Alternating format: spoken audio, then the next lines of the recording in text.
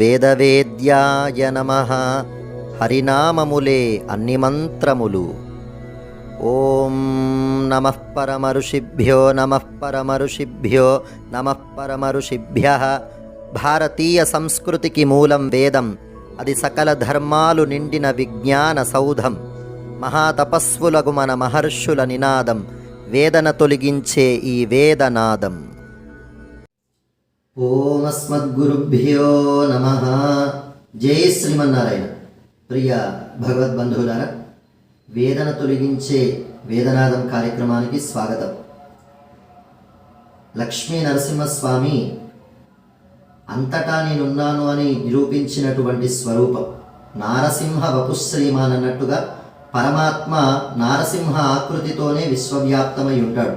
కనుక అలాంటి నరసింహస్వామిని మనమంతా దర్శించుకుంటూ, శేషప్ప కవి తన ప్రేమని, తన ప్రపత్తిని, భక్తిని పద్యాలలో ఎంతో అందంగా కూర్చి, శరణాగతి ఈ రకంగా మనం చెయ్యాలి, భగవంతుని మీద పరిపూర్ణమైనటువంటి విశ్వాసం కలిగిన వాడు ఇలా ఉంటాడు అంటూ తన పద్యాలలో తెలియజేస్తాడు.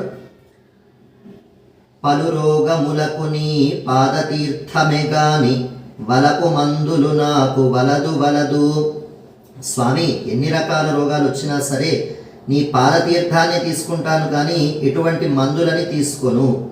మరి స్వామి యొక్క పాదము అని అంటే విష్ణో పదే పరమే మధ్వ ఉత్సాహ అంటూ మనకి వేదం తెలియజేస్తుంది. స్వామి యొక్క శ్రీపాదముల నుండి మధువు స్రవిస్తూ ఉంటుంది. కనుక బ్రహ్మ కడిగినటువంటి పరమ పవిత్రమైన పాదం అది. చెలిమి సేయుచు నీకు సేవ చేసెదగాని నీ దాస కోటిలో నిలుపవయ్యా. స్వామి, నీతోని ఎంతో మంచిగా స్నేహం చేస్తాను, నాకు నువ్వు ఏమి ఇవ్వనవసరం లేదు, నీ దాస కోటిలో నన్ను ఉంచితే సరిపోతుంది. గ్రహ భయంబునకు చక్రముదలంచెదగాని ఘోర రక్షలు గట్ట ఘోరనయ్యా. లోకంలో చాలామంది గ్రహ భయాలు కలుగుతున్నాయని, గ్రహ పీడల ఉపశమనానికి ఎన్నో రకాలైనటువంటి రక్షలని కట్టుకుంటూ ఉంటారు, ఎన్నో రకాలైనటువంటి వేరే వేరే ఉపాసనలు చేస్తూ ఉంటారు. కానీ స్వామి, నాకు ఎటువంటి రక్షలు అవసరం లేదు, ఇలాంటి తాయెత్తులు నేను కట్టుకోను. నీ యొక్క సంకల్ప స్వరూపమైనటువంటి చక్రాయుధాన్నే ఉపాసిస్తాను. విష్ణు సంకల్ప వృక్ష అని అంటారు. భగవన్ సర్వవిజయీ సహస్రార పరాజిత శరణం త్వాం ప్రపన్నోస్మి శ్రీకరం శ్రీ సుదర్శనం అంటూ సుదర్శన మహాజ్వాల కోటి సూర్య సమప్రభ అజ్ఞానాంధస్య మే దేవ విష్ణోర్మార్గం ప్రదర్శయ.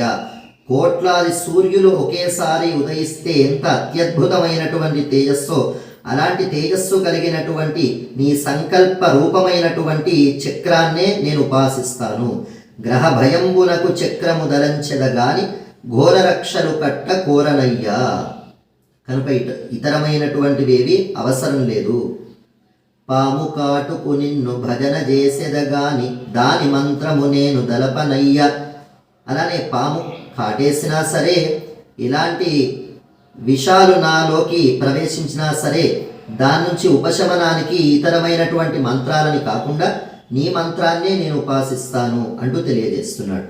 దొరికితివి నాకు దండి వైద్యుడ నీవు, దొరికితివి నాకు దండి వైద్యుడవు నీవు, వేయి కష్టాలు వచ్చిన వెరువనయ్యా.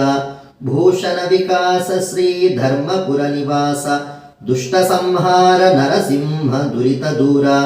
స్వామి, నాకు మంచి వైద్యుడు దొరికాడు, ఎవరో కాదు నీవే. మరి వైద్యుడు అని అంటే మనకున్నటువంటి అన్ని రకాల రోగాలని నయం చేసేవాడు. కనుక స్వామి శారీరకంగా, మానసికంగా, బాహ్యంగా, అంతర్గతంగా ఇలాంటి రోగాలు వచ్చినా సరే అవన్నింటినీ నయం చేసేటువంటి వైద్యుడవు నీవే. కనుక నీవే నాతో ఉన్నప్పుడు భయకృత్ భయనాశన. కనుక లోకంలో ఎవరికైనా భయం కలిగించాలన్నా స్వామి, భయనాశన భయం తొలగించాలన్నా స్వామి. కనుక అభయస్వరూపమైనటువంటి స్వామి, వైద్యునిగా నీవు నాతో ఉన్నంత వరకు 1000 కష్టాలు వచ్చినా వెరువనయ్యా. ఎన్ని కష్టాలు వచ్చినా సరే నేను భయపడను అంటూ భూషణ వికాస శ్రీ ధర్మపుర నివాస దుష్ట సంహార నరసింహ దురిత దూర అంటూ శేషప్ప కవి తన శరణాగతి భావాన్ని తెలియజేస్తూ ఉన్నాడు. కనుక భగవంతుని యొక్క అనుగ్రహం మనకి పరిపూర్ణంగా లభించాలి అనంటే మొట్టమొదట స్వామి కైంకర్యం చేయాలనేటువంటి శ్రద్ధ మనకు ఉండాలి. అలాంటి శ్రద్ధ మనకి లభించాలంటే మనం ఈరోజు వేదన తొలగించే వేదనాదంలో శ్రద్ధా సూక్తాన్ని శ్రవణం చేద్దాము. పరిపూర్ణమైనటువంటి శ్రద్ధతోని పరమాత్మ అనుగ్రహాన్ని పొందుదాము.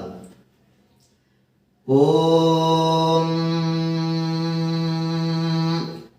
శ్రద్ధయాగ్నిః సమిధ్యతే శ్రద్ధయా విందతే హవిః శ్రద్ధాం భగస్య మూర్ధని వచసా వేదయామసి ప్రియగ్గుశ్రద్ధే దదతః ప్రియగ్గుశ్రద్ధే దిదాసతః ప్రియం భోజేషు యజ్వసు ఇదమ్మ ఉదితం కృధి యథా దేవా అసురేషు శ్రద్ధాముగ్రేషు చక్రిరే ఏవం భోజేషు యజ్వసు అస్మాకముదితం కృధి శ్రద్ధాం దేవా యజమానాః వాయుగోపా ఉపాసతే శ్రద్ధాగుం హృదయ్యయాకూత్యా